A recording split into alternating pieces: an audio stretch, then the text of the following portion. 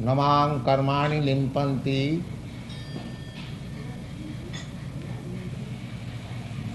name karma phalispriha iti mang jo vijanati karma bhi na sa baddhate. Now, you can come please forward. Yes.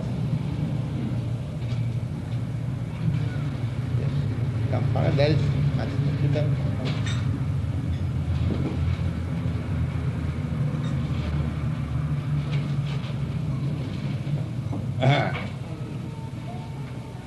Karma bhi sana baddhate.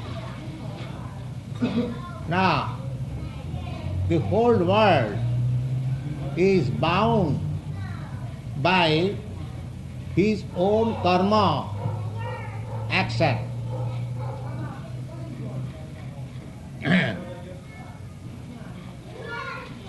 Everyone, every living entity. In the Brahma Samhita, there is a nice verse about this.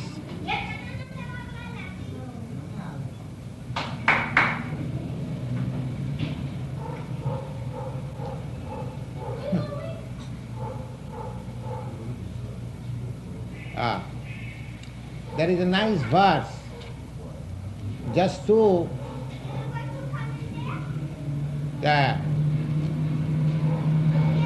beginning from the germ.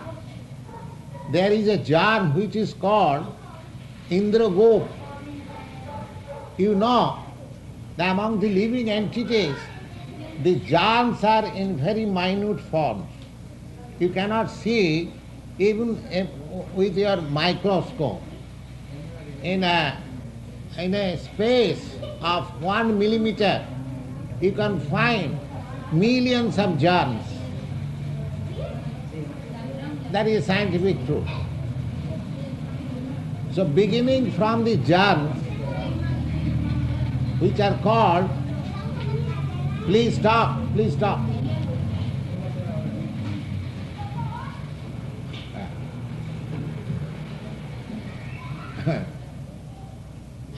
Beginning from the germs up to the heavenly kingdom, the king of heaven is called Indra, and the smallest, minutest germ, it is also called Indragop in Sanskrit language.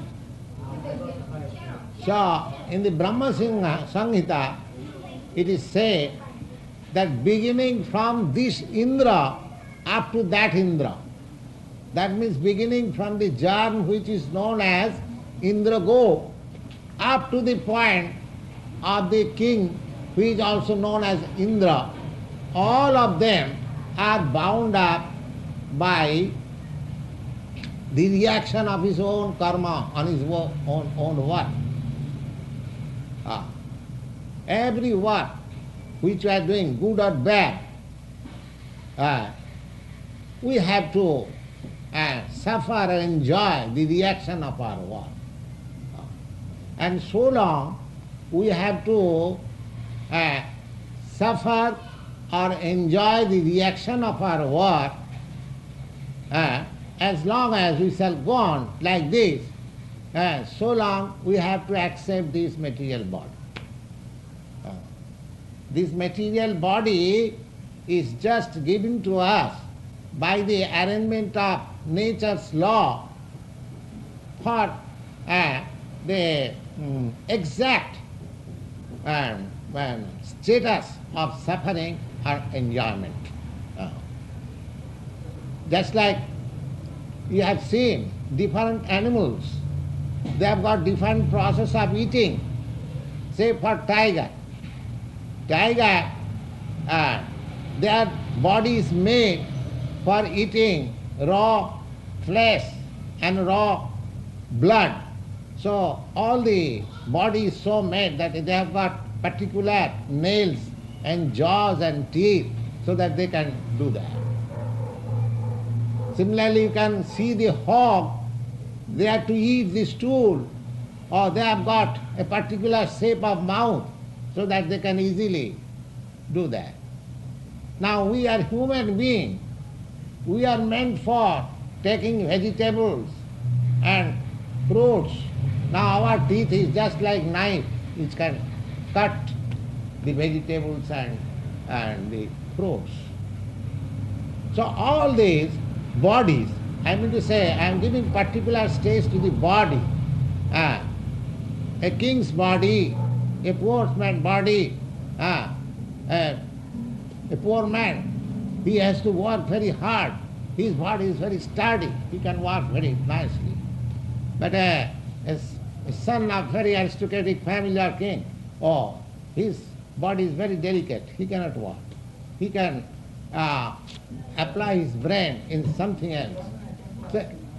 So long these bodies are made according to the different status of our work we have done in our past life.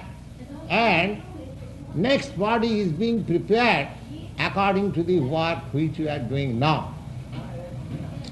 But here Kṛṣṇa says that as soon as one can understand the transcendental nature of Kṛṣṇa's activities, he becomes free from the reaction of activities.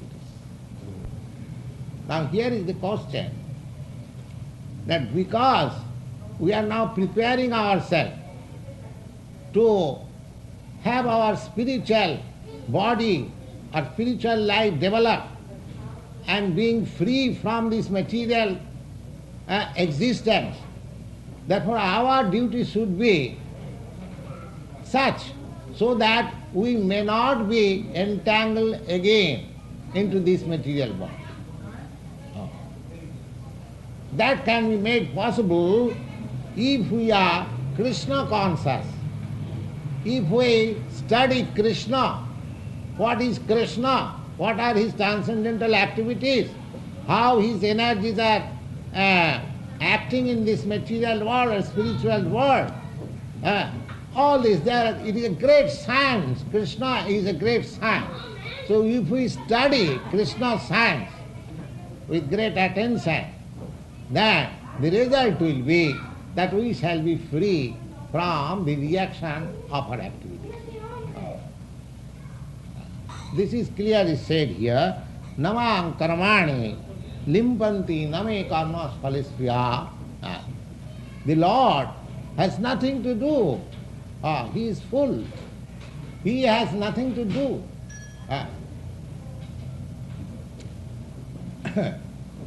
But why he does? Just to set example. Set example. He is not bound up by the works which he is doing in the material world. This science has to be learned. Name karmas phalispriya.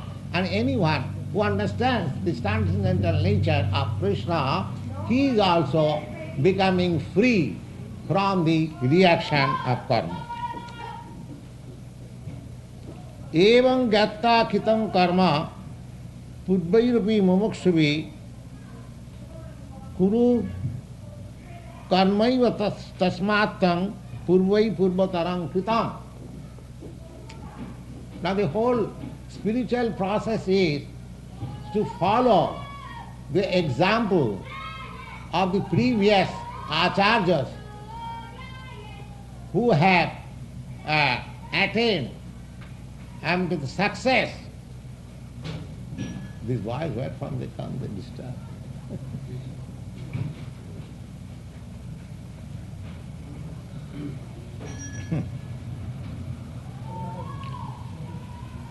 Evam gatta kritam karma purvairovi mumuksuvi kuru karmaiva tasmattam purvai padmatarang kritam.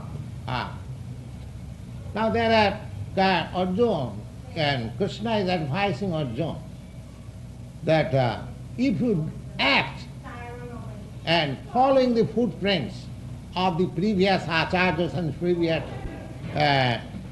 great devotees and kings who had done in their life karma yoga, acting for Krishna, if you follow that principle, then you shall also become free from the reaction of activity.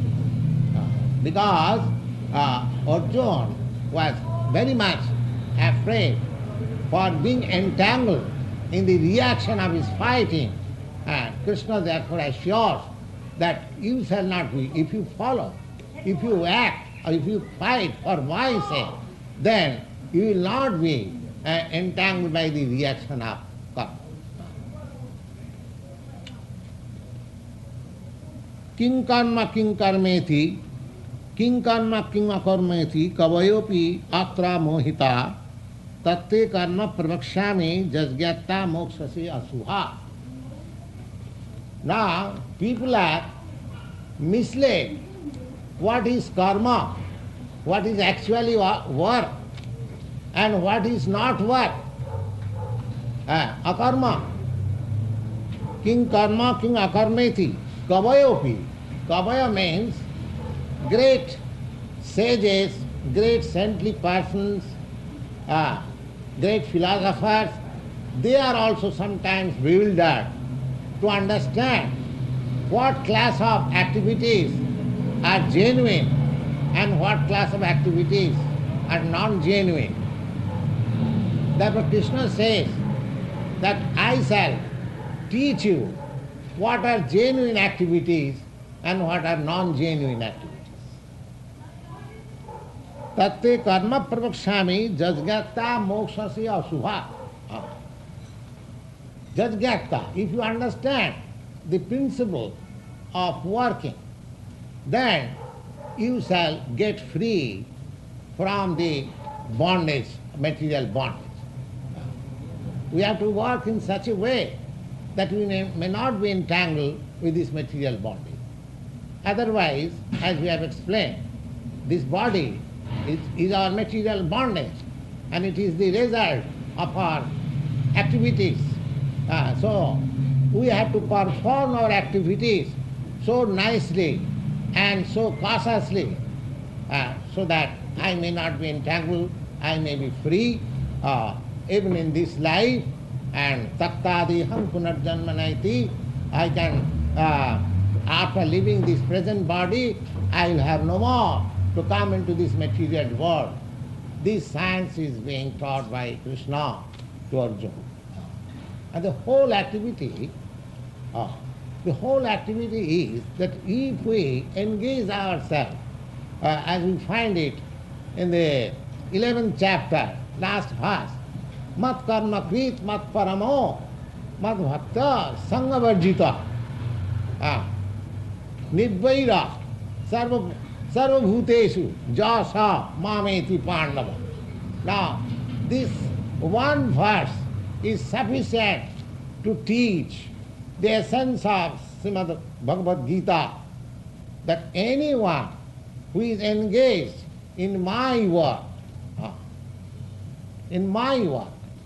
mat karma krit, then what is that my work? That my work is explained in the last word of the last instruction of the Bhagavad-gītā, the sarva dharman parityajya mamekam saranam vraja. Arjuna is taught, and with the example of Arjuna, every one of us is taught that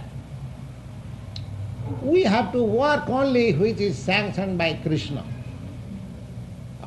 Sarva dharman parityajya mamekam saranam vraja. That is the mission of human life. But we do not know that. We do not know that. And because we do not know that, we engage ourselves with so many works which is concerned with the bodily and material conception of life. So mat karma krit. So one has to do what Krishna desires. Just like Arjuna did. Krishna desired that he should fight. Arjuna did not like to fight, but because Krishna desired, he accepted to fight. This is Krishna's work. That we have to select. Now, what is the work at the present moment for us? Krishna's work. Krishna is not present now to dictate that this is my work. Just like Arjuna was fortunate enough. He was personally present before Arjuna. Lord Kṛṣṇa was personally present and he was directing. But that does not mean that we have no direction. We have direction. We have direction. In the Bhagavad-gītā you will find that anyone who preaches the gospel of Bhagavad-gītā to the people of the world, he is the most dear, the dearest person in the world to Krishna. Krishna accepts him, the dearest person. So therefore, our duty is to preach the principles of this Bhagavad-gītā, to make people Krishna conscious. People are suffering for want of Krishna consciousness. Therefore, each and every one of us should be engaged in the preaching work of Krishna consciousness for the benefit of the whole world. Lord Caitanya, whose picture you see in the front of this store, Lord Caitanya very nicely preached this philosophy of Krishna consciousness. āmāra guru hañā tāra sarva-deśa, yāre dekha tāre kaha Kṛṣṇa-upadeśa. The Lord says, āmāra, because he came with this mission to preach Krishna consciousness. So he says, just take my order and all of you, he become the spiritual master, Guru hañā. Anyone who teaches people Krishna consciousness, never mind what he is and where he is to be understood the spiritual master. So Lord Kṛṣṇa, Lord Caitanya gives order to everyone that āmāra guru hañā tāra sarva-deśa.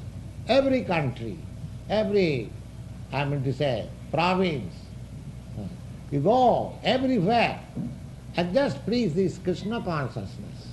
āmāra guru hañā tāra sarva-deśa, yāre dekha tāre kaha Kṛṣṇa-upadeśa. Kṛṣṇa-upadeśa means this Bhagavad-gītā. The instruction given by Krishna, that is Kṛṣṇa-upadeśa. And Kṛṣṇa-upadeśa is also Śrīmad-Bhāgavatam.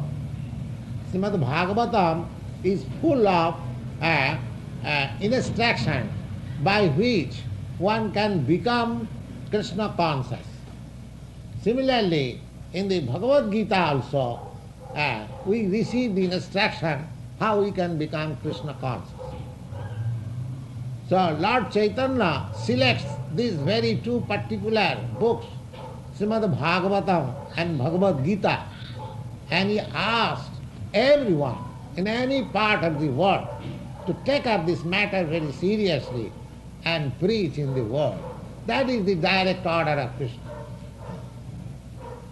So if we take up this missionary work to preach Bhagavad-gītā as it is, without any interpretation and without any motive behind it, as it is, as Krishna said, we should present as it is. People misrepresent Bhagavad-gītā by their own interpretation. That should not be done. Bhagavad-gītā as it is should be presented before the people of the world. They are suffering for want of Krishna consciousness. And as soon as they become Krishna conscious, their life becomes happy.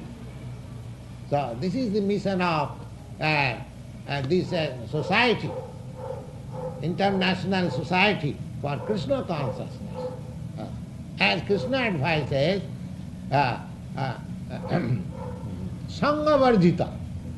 You should not have any attraction or any attachment for these worldly activities. If you have got attachment or attraction for these material activities, then you cannot have Krishna, you cannot become Krishna conscious.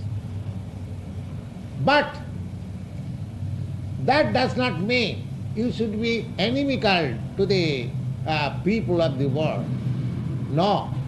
It is your duty to give them the highest instruction, spiritual instruction, that you become Krishna conscious.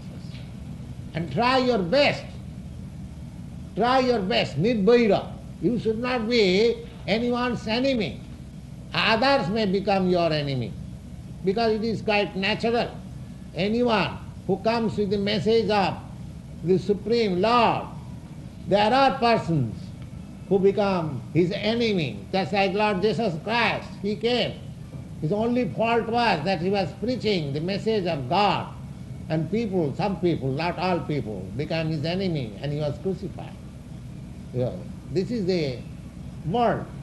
Anyone who comes as the most, I'm going to say, beneficial friend of the world, people take him as the enemy, and they do the same mistake again, so that they are bound up again by their own work, and they remain in this material world to repeat birth and death, one after another, one after another. So we should be very much cautious. We should not miss this chance of this human body to become Krishna consciousness, to become conscious of Krishna.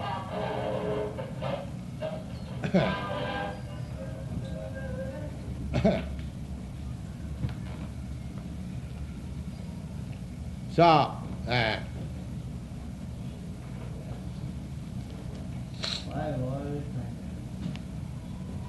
therefore, we must know how to work.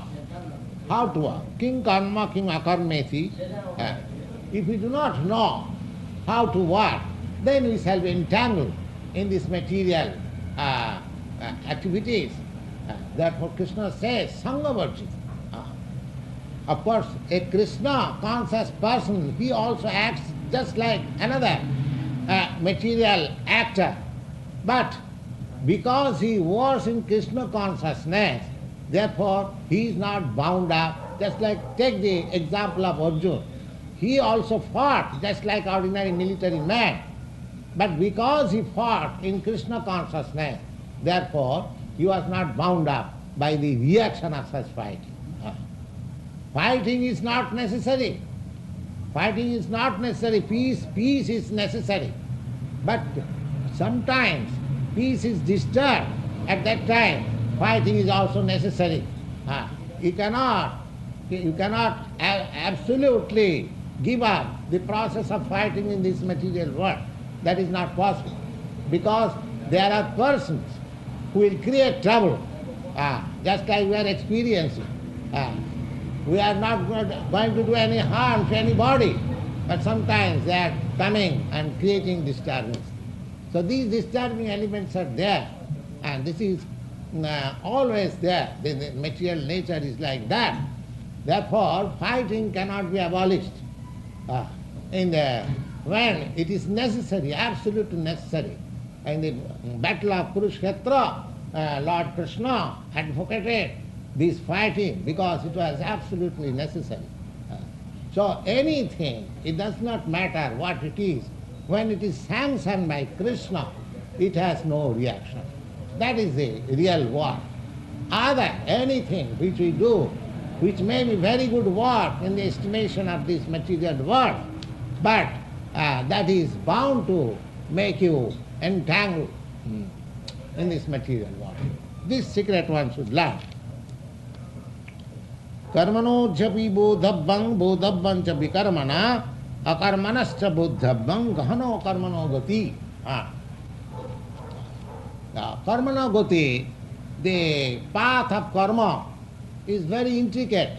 Therefore one should understand what is actually karma and what is akarma and what is vikarma. Knowing this, one should perform karma. But one thing is that if we simply engage ourselves in Krishna consciousness, then everything becomes clear. Otherwise, we have to make discrimination, what I should do, what I should not do, so that I may not be entangled. Just like in ordinary life, whatever we do, sometimes we may unconsciously doing something which is against the law, and therefore we become bound up by the laws of the state, and sometimes we are in trouble. So similarly, in the laws of nature also, the laws of nature is very strict. There is no excuse. The laws of nature is very stringent. Just like the fire. Fire, it burns, that is natural. This is the law of nature. So even a child touches fire, the fire does not excuse that because it is child, his hand may not be burned. No, that is not possible.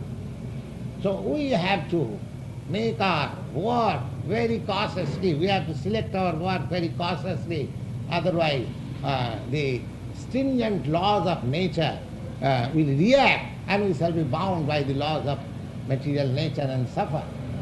The Lord says that karmano jyopi bodhabham, one should understand how to work, and one should understand what is not to be done.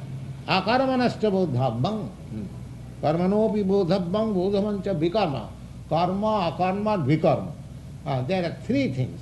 Karma means prescribed duties. Prescribed duties. That is called karma. And akarma, vikarma means doing against the prescribed duties. That is called vikarma. And akarma means something doing which has no reaction. That is not, of course, in the execution of such work, it appears to be working, but practically it has no reaction. That is vikarma. And that vikarma is when we act on account of the Supreme, that is, when we Kṛṣṇa karma, when we work under the direction of Kṛṣṇa, that has no reaction. Otherwise, karma, one should do prescribed duties, and one should not do which is not prescribed. For example, just like the state has got some laws. Now, suppose if you commit murder, you will be hanged. That is the state law. So, if you against the state law, you commit some murder, you will be hanged. This is vikarma. And I should be cautious. But when the state orders itself that you go and fight, kill the enemy, that is neither karma nor vikarma. But similarly, when we act under the direction of Kṛṣṇa, that is akarma. That means that karma, that kind of activity has no reaction. Otherwise, we shall have to act very cautiously so that I may not be entangled with the reaction of my karma. Karmani akarma ja pasyet akarmani cha ja karma sa buddhiman manusyeshu sa yukta Kṛṣṇa karma kit. Now here is a nice verse. The Lord says, one who can see karmani akarma, any work which is being done, but it has no reaction. Karmani akarma. I am doing something, but the ultimate result of that work has no reaction. One who can see like that. Karmani akarma ja pasyet akarmani cha ja karma. And akarmani means one who is trying to avoid the reaction of karma, but he is being entangled in karma. Sa buddhiman manusyeshu, he is the most intelligent person. Sa yukta Kṛṣṇa karma kit, so he is adopted the Kṛṣṇa consciousness, and therefore after doing so many work, Kṛṣṇa and all sorts of work, still he is free. Karmani akarma, even working, just see the Arjuna.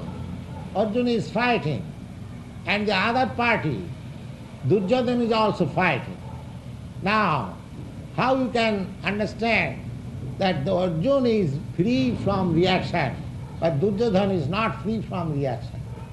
The fighting is, both parties are fighting. Externally, ephemerally, we can see simply that they are fighting. But who is bound up by reaction, who is not bound up by reaction? Arjuna is not bound up by reaction. Why? He is fighting under the order of Krishna. So we have to see like that. Who is working with Krishna consciousness? Anyone who is working Krishna consciousness, we should see that he is not being bound up. This is called karmani akarma. Akarma means which has no reaction. So although I see somebody is working, but because he is working in Krishna consciousness, therefore it should be understood that his work is not producing any reaction. So this intelligent vision is recommended here by Kṛṣṇa. The sa-buddhiman, anyone who is working and who can see such work, who can understand such work, sa-buddhiman manusyeshu. In the human society, he is very intelligent. He is very intelligent. Otherwise, sometimes bhakti, the devotional service of the Lord, just like I'll give you a crude example, just like a boy, he is flying kite and he is moving his reel containing the thread. Now, from a distant place, you will find that he is moving in thread, but moving his reel. But sometimes moving his reel is getting down the kite, and moving his reel he is getting higher and higher the kite. So from distance place we can see that there is moving of the reel, but the action is different. Similarly, simply by seeing the movement of a person that he is also acting, that is not final judgment. We have to see what sort of acting he is doing. He is acting in Krishna consciousness. If we can see a person is acting in Krishna consciousness, then we can understand that he is free from the reaction. And if he is not acting Krishna consciousness, but externally, from our material estimation, we can see that, he is doing very good work. He is doing good. Just like Arjuna, when he first refused to work, refused to fight, then, my dear Kṛṣṇa, it is not possible for me to fight with my relatives, brothers. I am not going to fight. This, from material estimation, this conclusion, this decision of Arjuna is very good, very good. So, materially, from material standpoint of view, that he is not going to commit violence. He is non-violent. He is very good man. But from spiritual point of view, it is not so. From spiritual point of view, it is not so. So one has to see simply by external features that one is working and one is not working. That we can. What is the standard of one? And what consciousness is working? If he is working in material consciousness, then he is being bound up. However good may be that work, he is being bound up. Now what is the binding reaction of good material work? Just try to understand. The good material work, suppose you have done most charitable work, munificent work, and you have started so many, philanthropic institutions. That's all right. From material estimation, these things are very good work, but you are being bound up. You are being bound up. In which way you are being bound up? That these things are called punya karma, pious work. When you do pious work, you get 4 results. What are the 4 results? Janma aishajya sutasri. Janma aishajya sutasri. If you do pious work, you can get reaction in 4 ways. You can get your birth in a very nice family. Just like in the family of a Brahmin, in the family of a rich man, for pious work one can get his janma. And Aishwarya. Aishwarya means you can become very rich man by pious work. Janma Aishwarya Suta. Suta means you can become very learned scholar. These are the results of pious work. Janma Aishwarya Sutas and Sri. You can become very beautiful by pious work. These are the results of pious work. Similarly, just the opposite. If you do vicious work, then you have to go to the lower class family or even the animal family, lower class bird, or become a fool, illiterate, and become not very good looking. So many things. That these are the reaction of pious and vicious work. Now, taking it for granted that I am doing all pious work, that's all right. And I am getting my birth in a very rich family or very pure family, just like Brahmin family or something like that. I am getting myself very good education, I am very beautiful to see, and I am very rich man, all these. But our point is that suppose if you are rich man, suppose if you are very learned man, but you are not free from the stringent laws of material world. The whole point of vision should be targeted there, that I am not going to be under the stricture of this material world. If we miss that point, then we shall be captivated by this aristocratic family, or a good education, or beautiful body, or richness, we shall be. One should understand that in spite of having all these facilities of material life, I am not free from four things. Janma, Mrityu, Jara, Vyadhi. Janma, Mrityu, Jara, Vyadhi. I am not free from four these things, material laws of nature. What is that? I am not free from repeated birth and death. I am not free from old age. I am not free from diseases. Therefore Kṛṣṇa has recommended in the Bhagavad-gītā that ābrahma bhuvanan lokan punaravartin Arjuna. My dear Arjuna, if you go up to the highest planet, which is called Brahmaloka, where there is long duration of life and all other enjoyments, they are thousands and thousands times better than enjoyment here, but still, ābrahma bhuvanan lokan punaravartin, then you have to come again. The repetition of birth and death is there also. Therefore your aim should be Madhya jadgatyana nivartante tadhama paramam mama. You have to go back to my planet, my kingdom. That will make you perfect. So this work, good work or bad work from the material point of view, may be superficially very good. But how long I shall remain a rich man? How long I shall remain a beautiful man? This is not my permanent life. Suppose if my life is for 100 years, so I can remain a rich man, I can remain a learned man, I can remain a rich man, beautiful man, say for 50 or 60 or 100 years. But your life is not for 100 years or 60 years or thousands years or millions of years. You are eternal. You have to attain your eternal life. That is the whole problem. That problem you have to solve. That problem can be solved when you are Kṛṣṇa conscious.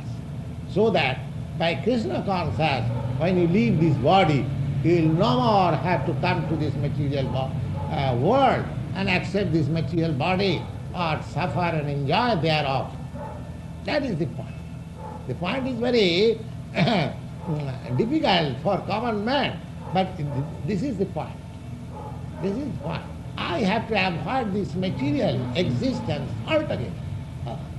That is the point. it is not the question of improving my material condition. That is not the solution.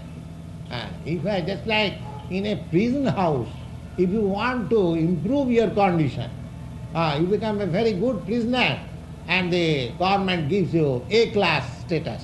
There are 3 classes of status in prison life. Some are suffering the prison life in the A-class status. Some of them are suffering in the B-class status. There are also classes. Just like when some political leader is put into prison, they are given A-class status. But a sane man should not be satisfied by becoming an A-class prisoner. A-class prisoner. So we are in this material world. Some of us are in the A-class prisoner, some of us are B-class prisoner, some of us are C-class prisoner. So to become an A-class prisoner from C-class prisoner is not the solution of our problem.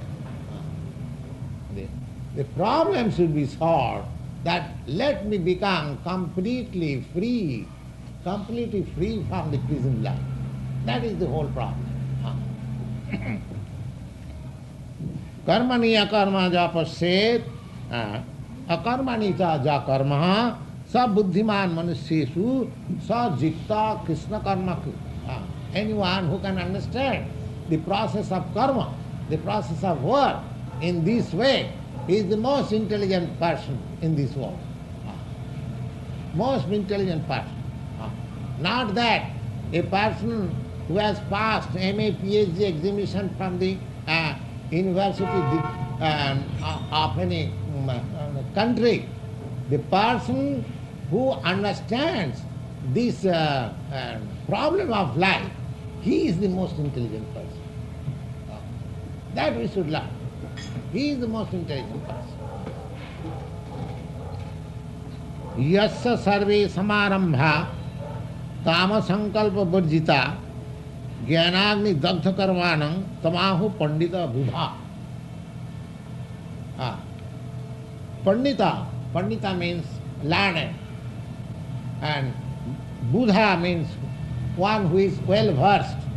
He is called Buddha. Buddha, this very term, you will find in another place of Bhagavad-gītā in the 10th chapter. Buddha bhava samannita. Aham sarvasya prabhava matta sarvang pravartate iti matya bhajante mam Buddha bhava samannita. That Buddha you will find in the 10th chapter. And the same Buddha, Pandita and Buddha.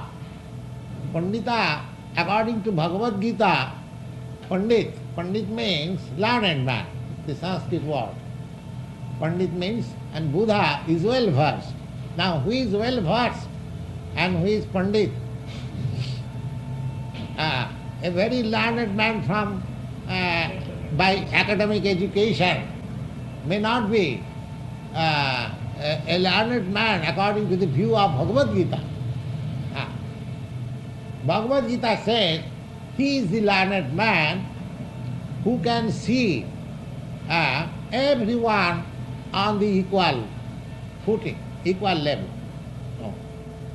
Vidya vinaya sampanni brahmani gavi hastini suni checha sapake cha pandita samadarsi. A pandita can see, pandit means a learned man can see that here is a learned Brahmin. In India, according to Vedic civilization, a learned Brahmin is considered to be the topmost man in human society. So therefore, he is taking the example that here is a very learned Brahmin, Vidya Vinaya Sampanni Brahmani. Not only he is Brahmin, but he is very gentle. Vidya means, what is the result of Vidya? Education means one becomes gentleman. That is the result of Vidya. If one is not a gentleman, then his learning is not accepted according to the Vedic literature. So Pandita means that one he is learned and gentle. So another Pandit says, Vidya Vinaya Sampanni, a Brahmin, learned and gentle. Vidya Vinaya Sampanni, Brahmani, Gopi, and a cow. Vidya Vinaya Sampanni, Gopi, and an elephant. And Sapake, Sapake cha, Suniche cha. Sapake means there is a class of men who eats dog. They are counted amongst the lower class in India. Zapakecha sunicha. Sunicha means dog. But dog also not taken very good animal in the society. But a Pandita, either a dog, either a cow, either an elephant, either a dog eater, or a learned Brahmin, he sees all of them on the same level. That is Pandita. Why he sees on the same level? Do you mean to say that a learned Brahmin, a high-class Brahmin, he is just like as good as a dog? No. A learned Brahmin is not as good as a dog. But how then the Pandita sees on the equal footing? Because he does not see on the skin, but he sees on the spirit. Therefore he is Pandita. One who has learned this art to see any living being, only the spirit, he sees that here is a living being. He is a spiritual spark, he is the spirit soul, but he has got a different body on. Just like in the Bhagavad-gītā, it is said that Bāsamsi Jinnani, this body is just like our dress. Suppose a very learned man has come in a shabby dress. Do you think that he should be disordered? If he is known, of course. Just like our this sannyasi dress, it is not very costly dress. It is the loin cloth. It is very cheap. But sometimes people misunderstand that here is a beggar, and sometimes we are respected. So simply by dress we should not see any living entity. Whether either he is a dog or he is in the estimation of the society, a lower class man or a very high class man or a cow, but we shall see that here is a spirit soul. Anyone who can understand the spiritual vision of life, he is Pandita.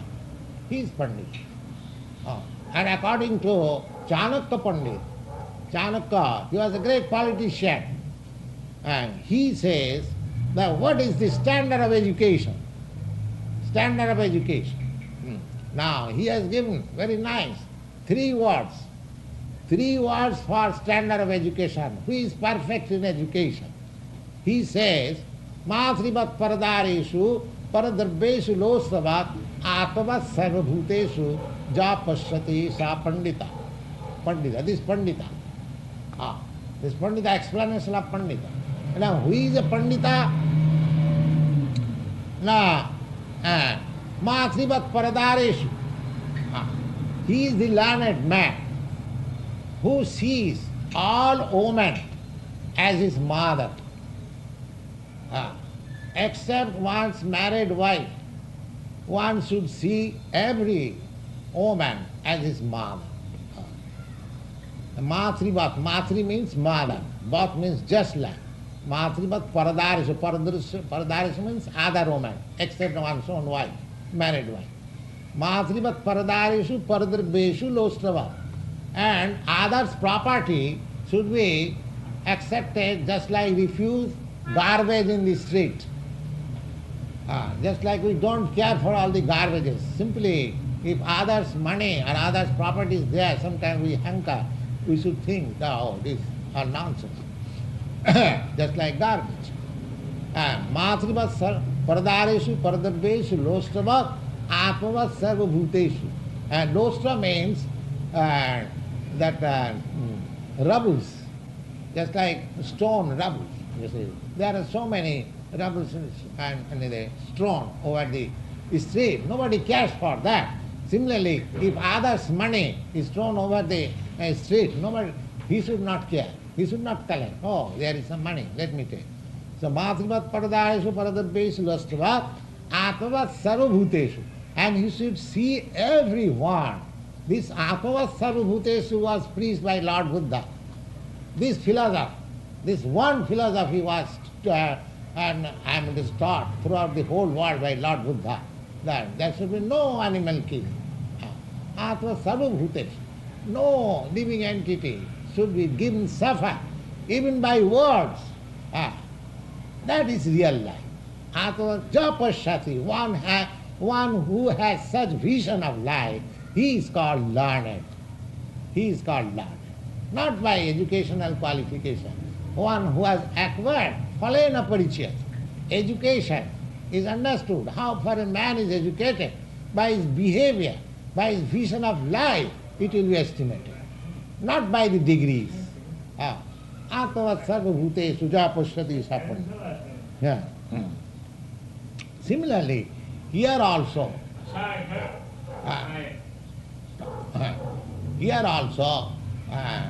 the word pandita, pandita has been used. So I have just given you some explanation of pandit from different angle of vision. And Buddha also. Buddha, in the Bhagavad-gītā you will find the definition of Buddha. Buddha means well-versed. Well-versed. Well-versed means who has got studied lots of books of knowledge. He is called Buddha. Now, how one becomes Buddha? By studying, one should have concluded this. What is that conclusion? That is stated in the Bhagavad-gītā by Lord Kṛṣṇa. Aham sarvasya prabhava. Aham sarvasya prabhava matta sarvam pravartate iti matya bhajanti mana buddha bhava samannita. The well-versed person is he who has understood that Krishna is the original fountainhead of all emanations. All emanations. Whatever we see, they are all emanations from Krishna. That is the one who has understood this fact, this transcendental fact. He is well versed. Buddha. Aham sarvasya prabhava. Matta sarvam pravartate. And everything is coming out of me. Just like the sunshine is coming out of the sun. Nobody knows for how many years, how millions and millions of years, the sunshine is coming out of the sun. But still the sun is still as it is. Similarly, all the energies, the material energy, spiritual energy, lower energy, higher energy, everything is coming out of Krishna. So one who has understood this science, the Krishna science, Buddha Bhava Samana, then what he becomes, his science that he has understood, what is the sign that he has understood? He becomes a devotee of Krishna. He becomes completely Krishna consciousness. That is the sign of being well-versed. Well-versed. And this is the sign of becoming the Pandita, the learned. Pandita, learned. So, yasya sarvi samarambha kama sankalpa varjita jnanagni dagdha karmana tamahu panditang buddha. One who is learned enough, one who has got this knowledge that we have to work in Krishna consciousness, and he has no more lust to enjoy this material world. One who has no more lust, kama sankalpa bhajita. Everything what we do in this material world, we have got a determination that I shall enjoy the fruits of this work like this, the fruits of that work in that way. That is called kama sankalpa, determination of lust. So one is free from such lust, kama sankalpa bhajita. And how it is possible? Jnanagni dagdha karmana. Jnanagni, just like a fire. Fire burns anything which you put into it. Similarly, one who has developed this sense, the real knowledge that my life's mission is only to go back to Krishna and become Krishna consciousness. That is the highest type of knowledge. That's just like fire. So in that fire of highest type of knowledge, all lust is burnt aside. Kamavni dhagda tamahu pandita buddha, and he is the learned, he is well versed. Oh, that is the explanation of this Bhagavad-gītā. And let us stop here. If there is any question, you can put.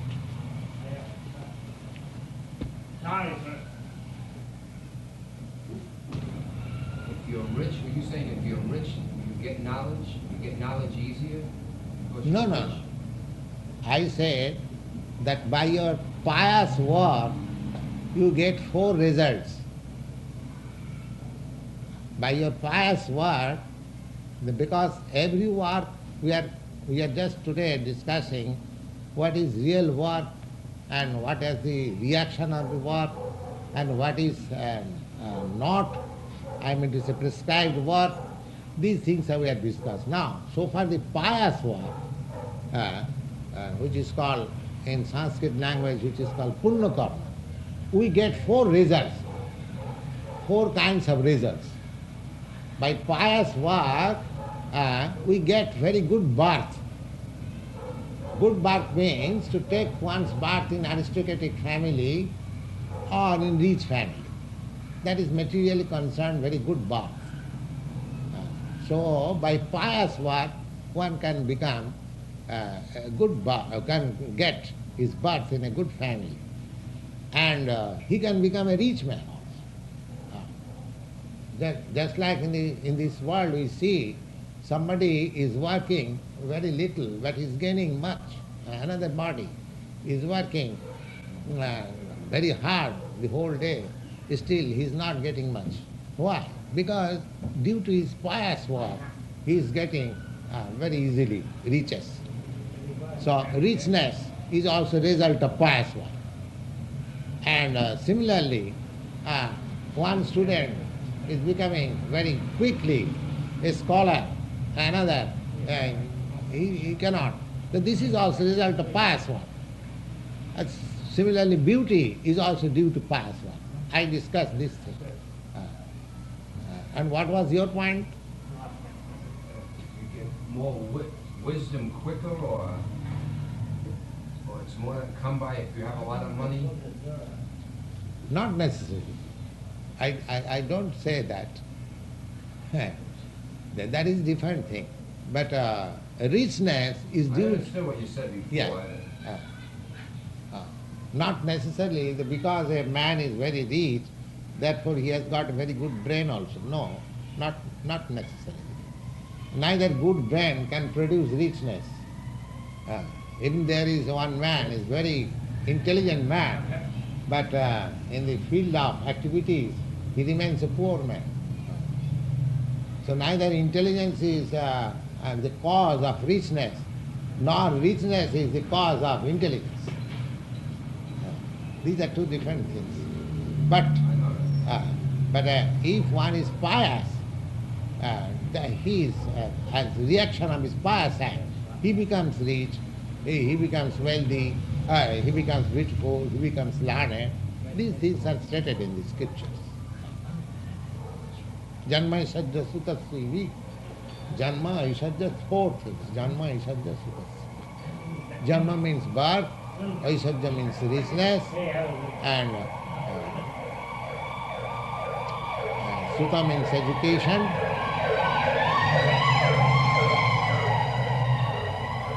Is that point clear? That's it. That's we're going to hear it all the time.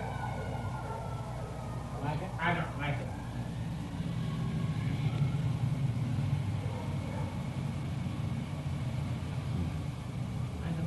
it. Is that point clear?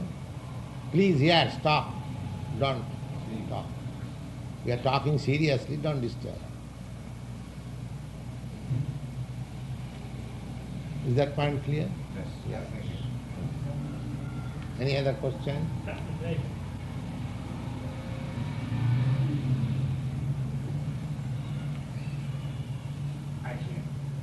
one is really pious, why should he care about materialistic things Hmm? If one is pious, when he should... Why should he care about things that may go wrong? Oh. No, I don't. So war is not always impious. Do you understand? Sometimes war, fighting, so far the Vedic conception of life is concerned, there are four classes. The intelligent class, the administrative class, the mercantile class. Not only Vedic religion, this division is all over the world. There are four classes of men. So for administrative class of men, it is the duty to protect the weak. Sometimes law and order requires violence. That's why the government maintains military, police force, because sometimes they are required. So when government employs some police force or military force, that does not mean impious. That is required. Similarly, fighting or violence is not always impious. But a responsible person, he does not take violence unnecessarily. He considers things very nicely, and when there is no other alternative than to use violence, then he uses violence. Just like the government sometimes takes violence on the citizens. It is not the objective of the government